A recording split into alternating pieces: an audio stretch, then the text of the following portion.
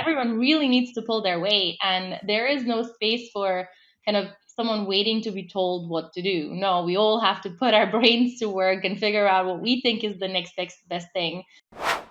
Kind of go in eyes open and know that no day is going to be the same, and you will have to figure out how do you manage your personal boundaries, how you manage your recovery time, how you manage your stress, because the environment itself isn't going to manage it for you. Milena Lazarevska is the Global VP of Customer and Commercial Q-Commerce at Delivery Hero in Berlin. I wanted to get Milena on the show because Q-Commerce is the epitome of what the tech sector is right now. Massive funding rounds, huge scale, and creating disruptive technology that really is having an impact on all of our lives. But what does this actually look like? And how does it look like in practice for us, but also inside these companies that are bold enough to break down these new frontiers? Well, Milena had all those answers. And what was great about this episode was that we dealt with some quite complex topics that if you're outside the domain, you probably wouldn't understand. But she explained them in simple terms that even people like myself could understand. So, if you want to get an insight into someone along with her team who is heading up a really disruptive and innovative space, and also the amazing future of this space and what this actually takes, then this is the episode for you. Milena is clearly a very intelligent and ambitious person, and I know even for her future, she has a huge career ahead too. So, without further ado, I'm Alex Bloisey, and this is the Building Our World podcast. So, Milena, thank you so much for coming on the show today. I wanted to get you on because you're basically in charge of Q-Commerce at Delivery Hero. And these delivery companies and Q-Commerce in general, I think, is the absolute epitome of where the tech scene is right now. It's ambitious companies looking to disrupt a certain space with mega funding rounds and trying to do things at really an unprecedented scale.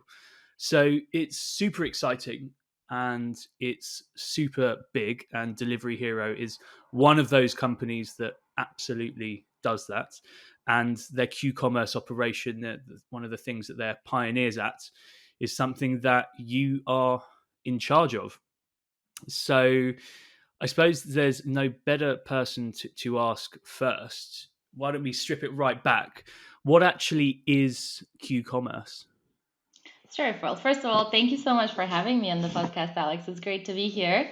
So I am one of the people that is in charge of quick commerce. We actually have a very talented team from the industry that is leading our charge and growing our business. And quick commerce for us is kind of the next generation of e-commerce and really is the on-demand, very quick delivery of anything a customer might want.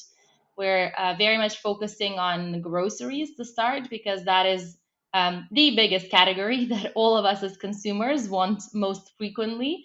But we're very quickly expanding into other categories or what we call verticals as well. So we also partner with pharmacies, we deliver pharmaceuticals, flowers, even books in some countries that is doing quite successfully. So we're exploring what all categories we can actually provide to our customers so that they can order whatever they want, whenever they want it, and get it straight away. So how many countries are you actually operating in at the moment? So Delivery Hero is in over 50 countries, and quick commerce is in almost all of them. We're very quickly filling up almost all of those countries as well. Because it's such a, I mean, like 2 years ago, it wasn't really a thing at all. No one really kind of knew that word. How have you seen it like develop over, even when you've been sort of heading it up, I suppose, with your team? How have you seen the whole industry develop? Because like from an outside point of view, obviously I work with tech companies all the time. I try and keep on the pulse. And it just seems that there's so many companies now popping up, and I know they do slightly different things, and the funding and the money in this space is just unbelievable. So how actually big is this market, and Do you think that it's got space for sort of growth on growth like we have seen in the last couple of years? Yeah, so we've started quick commerce in 2019 when it wasn't really as much of a trend as it is today. I think everything exploded at the beginning of 2020. If I remember correctly, there was something like $9 billion invested in the industry. I can't remember the exact numbers, but it was more than the 5 years before combined.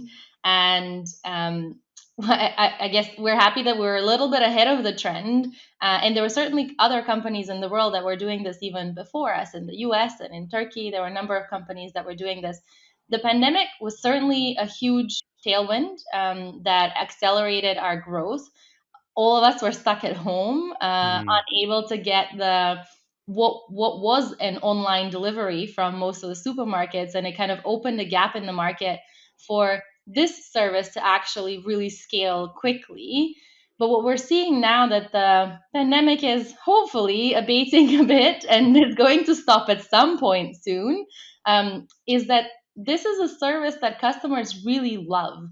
And it's a really superior experience. I mean, you don't have to plan, you don't have to get in your car or walk down the street several blocks in order to go to a supermarket and then stand in line in order to check out, or walk through a big store in order to select your the items that you want. So we're seeing customers stay. So while the pandemic has actually propelled us forward, this is a service that we know is going to stay very much after the pandemic and is going to continue after the pandemic. And Mm, in terms of how big the market is and does it actually support as many of the players as we're seeing around, I guess time will tell. It does feel like there's a lot of companies that have started up, and we were already seeing some consolidation, even of mm, very small companies that only have 20, 30, 50 stores. They're already being bought up.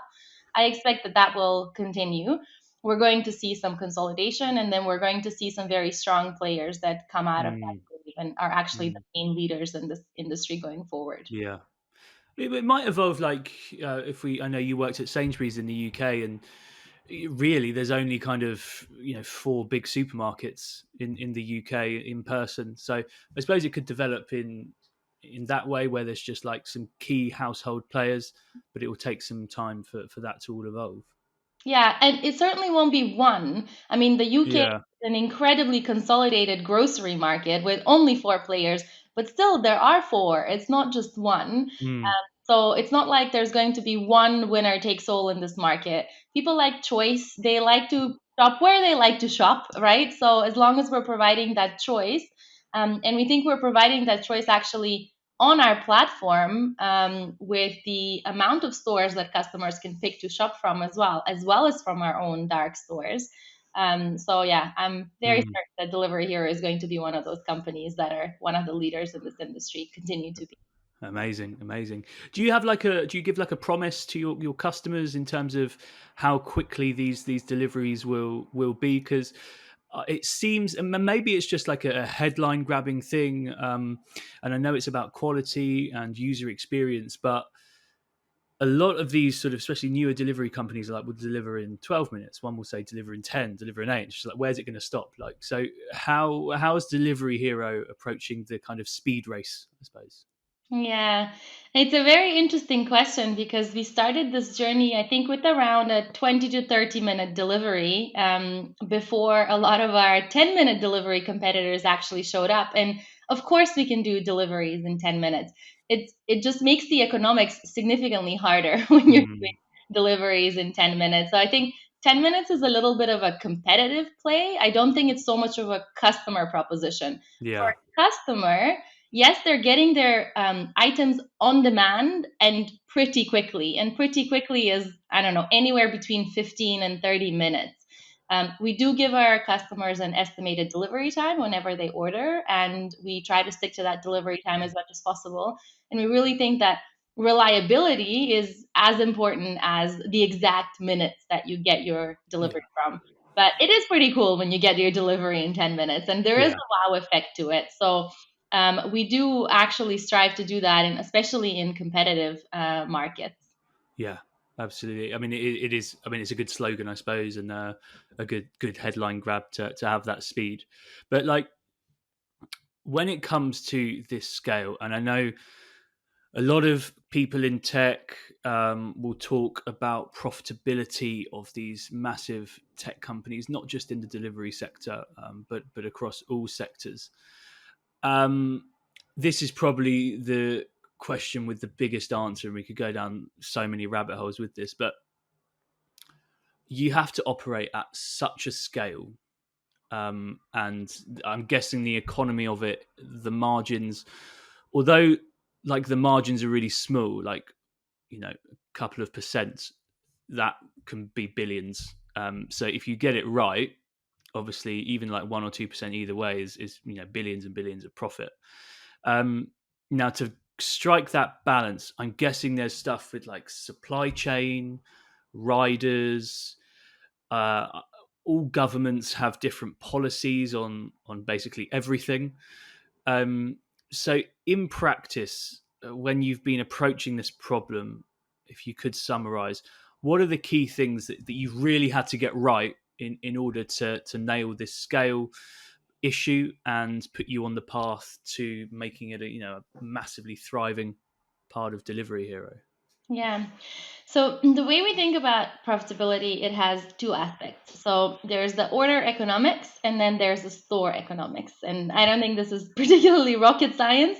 It's something that retailers know and think about all the time. And as you said, groceries in particular are a pretty thin margin industry. But let's go through these one by one. So order economics. In order for an order to actually make money, the profit that you make on that order, so the cash money has to cover for the cost, the variable cost of the order, and the profit comes from either the margin that you make on the cost of goods, so the difference between the retail price and the cost price, and additional investments that our brands and suppliers are actually willing to pay for. So for example, advertising or adding a free item in that order.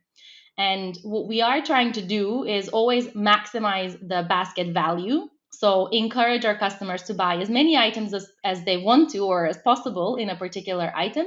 So the profit we make on that order actually covers for our costs. And then the second one is store economics. And in order for the store economics to work, you need significant or sufficient number of orders to actually maintain that store. And I think this is where we come with quite a bit of an advantage because of our restaurant food delivery business. We know exactly where the customer density is, and therefore where placing a store could actually Mm, sustain a significant number of orders that would sustain that store. And then it's about optimizing the costs in the store. And that means how you lay out the store and how many products you can fit in it, and therefore give customers more choice so they can buy bigger baskets. But also how you run the store. How fast are your pickers? How much are you enabling them with technology in order to minimize all of the costs around running a store? So, plenty of aspects. A big chunk, obviously, is the cost of the goods that we buy. mm, And we have plenty of plans on how to improve it. Whenever we start in a new country, of course, our first suppliers are distributors or wholesalers, but we try to go direct to manufacturers as much as we can. We've launched a private label brand in most of our APAC countries now, which of course is better for margins as well. mm. There's plenty of aspects of the P&L that we're looking at reviewing, and we think we can, and in some places we've actually shown that we very much can optimize them. Amazing, amazing. So, to be fair, that is actually, if you look at it that way, that is quite a simple way of looking at it. Even even I can understand that, and I've very very limited economics knowledge. Um, so, obviously, a massive pioneer in this space, Delivery Hero, and one of the leaders in it. But it seems to be ever changing and evolving, and the customers basically want more and they want more choice, things quicker, and more variety. And I know you recently have just dug into what's called, I think it's logistics as a service. This is pretty new. It's a pretty new space. So I'll let you kind of explain that in a bit more detail. what that actually is and how that can benefit the customer. Yeah, so logistics as a service is kind of our evolution of quick commerce and how we think we can expand the boundaries of the quick commerce market. And what it actually is a way to connect all parts of the ecosystem in order to deliver whatever our customers want. And what that means is that we actually can provide a logistics solutions for retailers. So when customers go on their websites, they can get an on-demand delivery that's delivered by our riders. It also means a courier to customer sort of deliveries. I think we've experimented a little bit with customer to customer sort of deliveries as well. So, where can we plug our advanced logistics capability, and with that, actually enable on demand delivery of items that customers want from wherever those come from? And Mm. we've just launched that, but we've just launched it in 25 countries. So this has been in the works for a while as well. And it's something that is very much expanding the potential of our quick commerce business. Yeah, absolutely. And have you basically been driving it? Because in terms of your role, you're like the VP of is it quick commerce? Yeah, so I'm responsible for customer and commercial operations, which means I look after kind of our assortment, pricing, our buying, and our relationships with suppliers, advertising, and including the product management for all of those areas as well. God, that's a lot. It's such a large scale to be in charge of. Yeah, so I wanted to kind of get into that because I think it would be super interesting to find out. It's great now, sort of, we know what quick commerce is, and for anyone involved in tech, will know like how exciting and massive this space is. But there's so much to think about. So when you are, I don't know, maybe launching in a new market or a new country, whether it's quick commerce or logistics as a service, what things do you have to really sort of consider, and what are like, I suppose, the main obstacles? I don't know if there's stuff around like supply chain or riders. So how do you have to basically approach a new market or new country?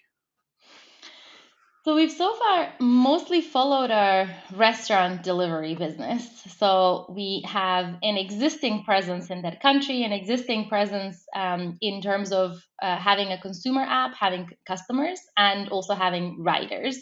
And we set up quick commerce in addition, which actually adds a lot of value to the network that we have there already, because we see that customers that kind of our restaurant customers and then start buying into quick commerce, whether it's out of our DMarts or out of our local shop partners, they actually become more valuable customers to the total platforms. Okay. So that's the benefit, I guess, and the thing that maybe makes our expansion plan quite a lot easier because we have presence in most of the countries where we're going in. Now we've also launched in a couple of new countries as Delivery Hero as a company, and we now launch with our full proposition. So we launched in Iraq not long ago, and we actually launched together with restaurants, DMarts, and shops all at the same time. In terms of the things we need to look out for, I mean, we are in a hyper growth phase, and Mm, hyper growth means things are very exciting and move very quickly, but they're also sometimes a little bit messy. And things break along the way, and then we go back and fix them. So we take as much learnings as we can from the market we're in to pick the right locations, to get supply in as quickly as possible, but then very quickly iterate on what we mm, have in order to improve it. So we certainly don't come up with the ultimate perfect solution before we launch somewhere. We'll launch, things are going to break, and then we go back and fix them and optimize them. mm. Absolutely. How do you know where's a good country to go into? Is there like a basic like equation you guys do? Yeah, we so our approach has been that we want to be the leaders in the markets where we're present. So the number one or the number two, and you probably know that our footprint actually covers most of Asia Pacific, the Middle Mm, East, South America, and some in the Nordics and Eastern Europe. So we're not in many of the Western European countries. So the competitive environment matters. The number of people in that country matters, and the presence of cities matters as well. Obviously, delivery services work in areas where there is a decent amount of consumer or just people concentration, so that we can actually sustain higher number of orders from the stores that we open there. But in the countries where we are in, we're actually looking at all sorts of innovative solutions in order to deliver in areas that are not the most obvious for delivery services. So our colleagues in Sweden, in our Foodora brand, are actually experimenting with autonomous vehicle deliveries and with Oh yeah. drone deliveries and with boat deliveries, because Stockholm is a city which is on an archipelago, so plenty of islands that you need to go across. So we're doing all sorts of experimentations to see how we can actually expand our reach in areas that aren't so dense in terms of Yeah. population. Yeah. That's fascinating. Yeah, I read an article I think on like maybe like the future and how it will look, because if things keep going at the same pace, like there's gonna have to be some sort of innovation to meet the demand and like the scale of it. What what do you think that would be? I know you mentioned that there's people looking at drones and I'm guessing machine learning algorithms. So to take it to that next level, there's going to have to be some pretty big disruption, especially in like the technology, supply chain technology, delivery. So do you ever look at that and like the future and what can be disrupted? Absolutely. It's super exciting to think how we can actually evolve this. And I mean, there's plenty of things that I think are being worked on and need to improve, but maybe let's give a few examples in a bit of a structure. So, the types of innovations that we are very actively working on and certainly need to happen in the industry. So the first part is in how we actually select and then display the correct assortment for customers. Because I, as an individual, and you as an individual, probably have about 200, maybe 300 items that you're consuming on a regular basis, right? You're certainly not consuming 6,000, 7,000 items. But my 200 and your 200 are probably quite different. So if us as a retailer would like to offer the favorite products of every single one of our customers, we need quite a bit of variety. Mm, Now, shopping on an app is not the easiest thing. It's a small screen. You have to be scrolling quite a lot or searching in order to find the items that you're looking for. So, lots of innovation about how both we enable to have so much assortment, and I'll talk a bit about our in store innovation that we're doing and tech enablement that we're doing. But then, how do we curate that assortment for every individual customer? How do we know what you are going to like? And many of the very successful tech companies in the world are doing this really well. mm, So, plenty of us to do there, and plenty that we're doing already in personalized ranking, in personalized search results, in how the app actually looks and how we display it for you at a different time of day. I think there's a lot of innovation that's here that's going to mm, make the customer experience of the shopping part of this really good. yeah. And Well, the kind of. So carry on. The Sorry second to is jump in. in store, and the in store is actually how do we fit 6,000 items in the small stores that we have without carrying so much inventory, and then how do we help our in store colleagues with the picking to make that significantly faster. And the final part is the delivery that we already Mm, talked about. So the drone, the autonomous vehicles. But I think those three are very separate areas of innovation. And of course, they connect. But there needs to be innovation in all three of these areas. mm. Do you see these companies and Delivery Hero obviously included in that? Um, what's it called? It's like vertical integration where like you see like Tesla do it. So they have the electric car, but they also have they own the infrastructure of the charging ports. If a few companies are going to dominate this space, and there's going to be just a few key players, do you think that's going to be the way to go? So like Delivery Hero are going to develop, say in the future, like a particular technology to help the riders, or a proprietary fulfillment center that's just like absolutely bang on. um I mean, what would your thoughts on that be, that hypothesis? Yeah, I mean, it's not out of the picture. We're a tech company at the end of the day. So Yeah. we develop tech solutions for the industries that we're in. And those tech solutions might help our own business or might help someone else's business. So Yeah. we now know how to run dark stores really well, and there's plenty of technology that we have in order to do that. So why not help an existing store actually use our technology in order to do their operations better? Yeah. So yes, for sure, I think there is plenty of opportunity for us to be kind of sharing and monetizing the technology services that we're developing. Yeah, absolutely. I mean, the amount of money that's got the investment that's going into it, I'm sure like the disruption will come in like the next few years. It's amazing how like just one thing like delivery, uh, how much it can like advance and how much you can actually do with it and how much you can innovate and disrupt to like all sections of like the supply chain and the riders. It's just unbelievable. And I see these companies now and the amount of money and the innovation that's happening so quickly. And I just think like the next 10 years, I think if we have this conversation in 10 years' time, like the stuff we're saying now will just be completely unrecognizable Mm. because it's just such a fast moving space and it's so exciting. But for you personally, in terms of your day-to-day job and how you work, so how is it for you being one of the people heading up this drive, and how do you approach it, and also how did you actually get to this position in the first place? Yeah, okay, let's start with how I got here. So, I actually was recommended for this role by a former colleague of mine from Bain and Company that ended up working for Delivery Hero because of my mix of experience from consulting and then several years in Sainsbury's in the UK in retail.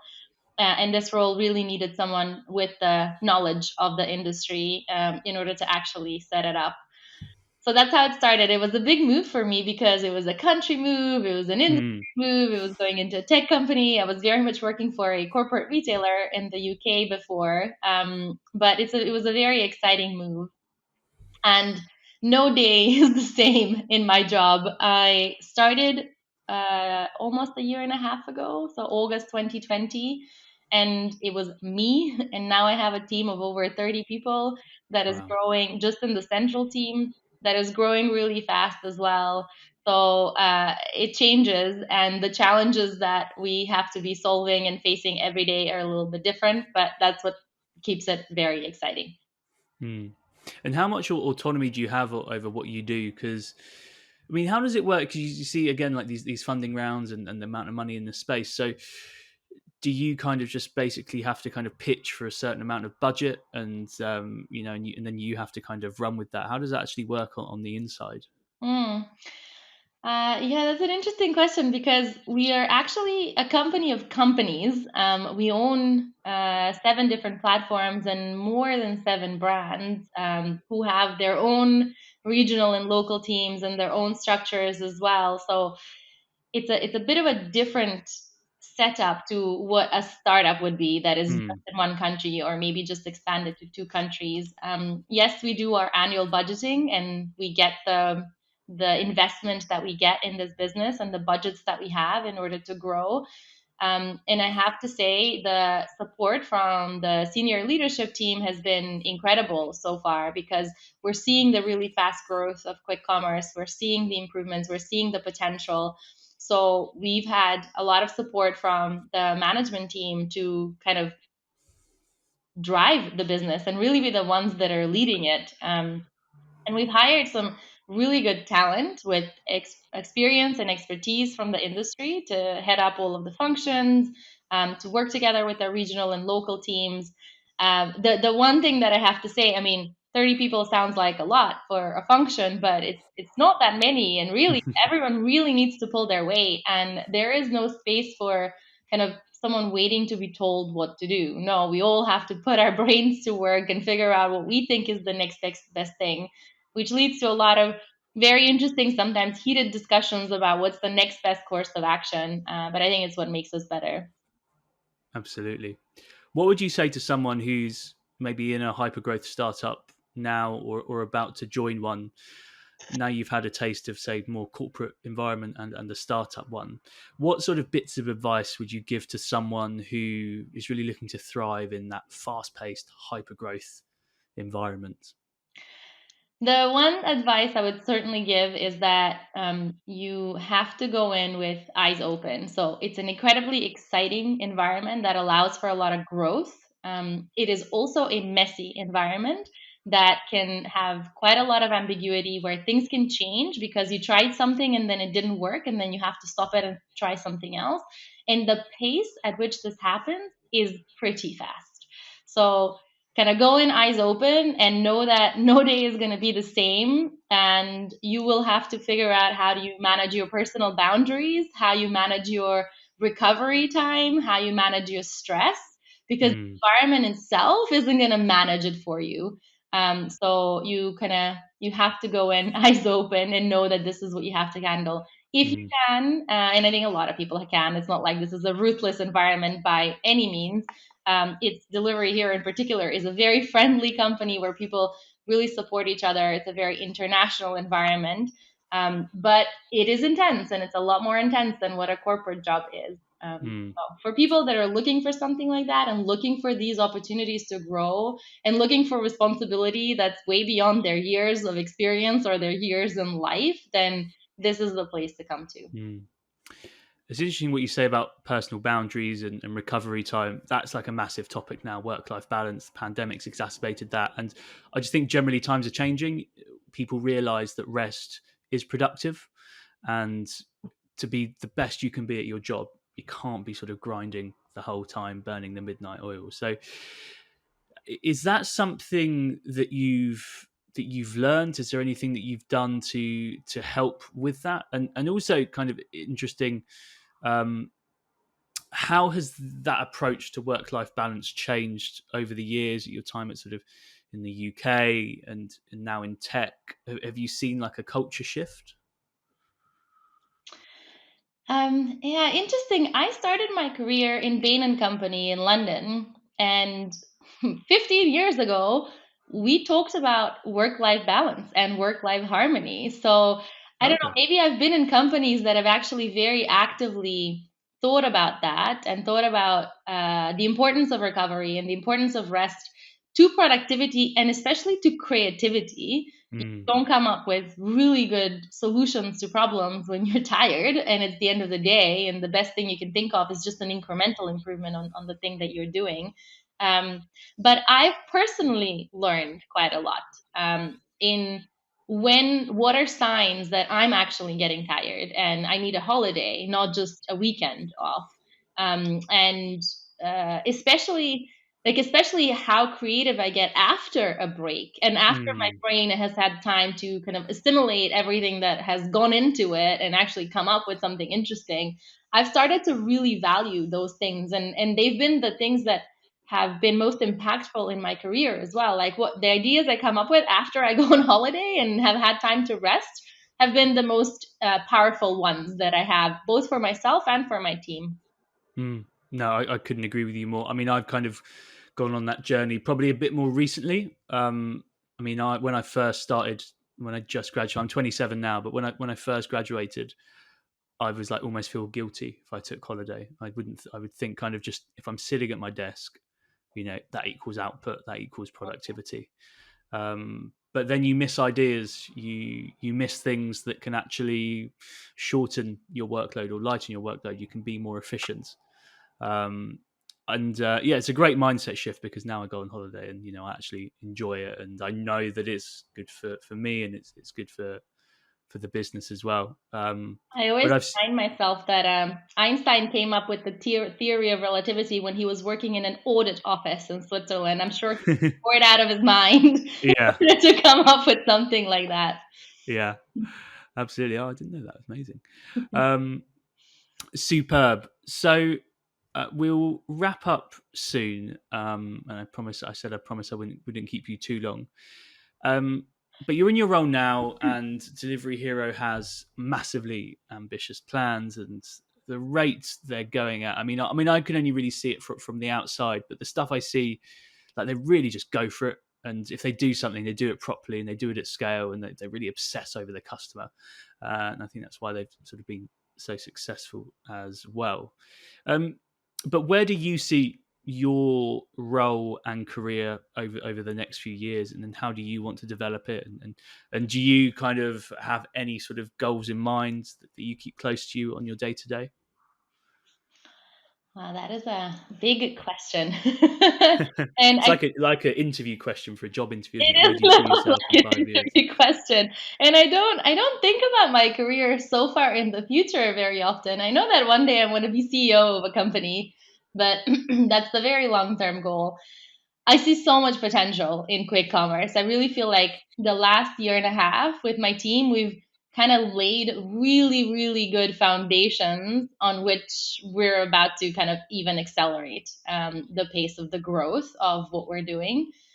So there is a lot that I want to see through in this role and with this team. There is a lot that I personally need to still develop. I'm leading an ever growing team, which comes with more kind of challenges of how do I change my management style, my leadership style? How do I become more kind of inspiring to people, even if I don't Mm, interact with them on a day to day basis or we don't have a one to one every week?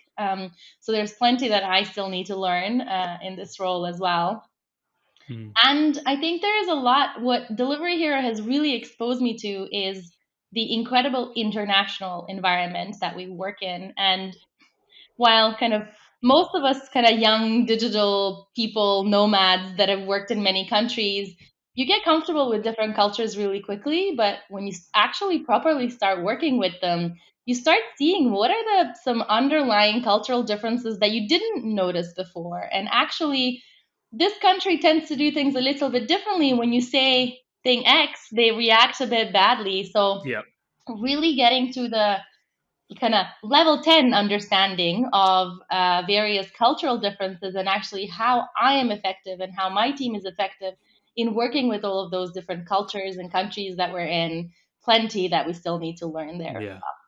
Absolutely. No, I completely agree with you on that, like cultural thing. So, obviously, on a much smaller scale, but when I'm working with software engineer candidates, they're from all around the world, and how they communicate, how they talk about their career, and even things like, obviously, I'm asking sort of candidates for like salary expectations and things like that, and the attitude to money in different Mm. countries, and whether it's private or public, it is completely different, and that completely opened my eyes to working with people from all over the world.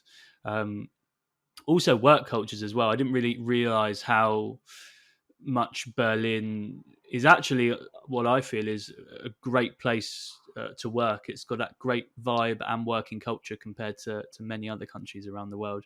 Did you notice any differences between London and Berlin when it came to kind of just the culture, the work culture as well, and attitude to work? Yes, the two cultures are actually quite different. Although I have to say, Berlin is an incredibly international place, and Mm, so is Delivery Hero. So I'm not sure it necessarily reflects the German culture. yeah, I agree with So that. I Yeah. guess Berlin to London comparison is probably not that different. Although I would say Berlin feels even more international than London Mm, does. yeah. No, I'd agree with that. And also, since Brexit, it's like so hard to get a visa now for London if you're an international. So, but that's Berlin's game. So Indeed. it's the way it goes. Well, Milena, thank you so much for your time. I promise I'll let you go now. In terms of this space and what you're doing, um, I think it's pretty unbelievable. Like the scale, the money, the ambition to just go for it. Really kind of elevate the customer experience, and also like the future opportunities as well of this space that we've discussed. I think is super fascinating and super interesting. So thank you so much for explaining that in such great detail as well, and simple enough as well for for people like myself to understand. It was really really helpful. The pleasure is all mine. Thank you so much for having me. Thank you so much for listening to the Building Our World podcast. Every view, stream, and download is massively appreciated. If you're new here, then please go back through the catalogue. There's some great gems from some of the brightest and the best in Berlin tech. And if you really like what you hear, then please do hit that follow and subscribe button. That's it for now, but until next time, goodbye.